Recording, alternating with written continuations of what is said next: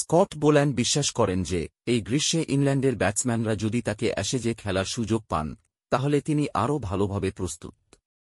2023 সালে যুক্তরাজ্যে অনুষ্ঠিত দুটি টেস্ট সিরিজে তিনি নির্মম আক্রমণের শিকার হয়েছিলেন। গত শতাব্দীতে 50টিরও বেশি উইকেট শিকারী বোল্যান্ডের টেস্ট বোলিং গড় সর্বনিম্ন।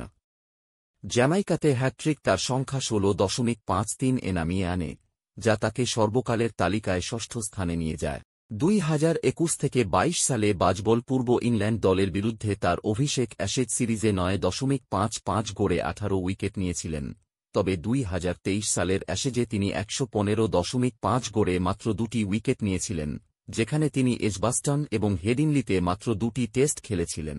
বুধবার মেলবোর্নে এক অনুষ্ঠানে পার্থে প্রথম অ্যাশেজ টেস্টের 100 দিন আগে বোল্যান্ড বলেন, অস্ট্রেলিয়ার 3 বট খেলোয়াড় প্যাট কামিন্স, মিচেল স্টার্ক এবং জশ হ্যাজেলউড সবাই ফিট থাকা সত্ত্বেও তিনি এখনও পিছিয়ে আছেন, তাই তিনি এই গ্রীষ্মে কতগুলি টেস্ট খেলবেন তা নিশ্চিত নন।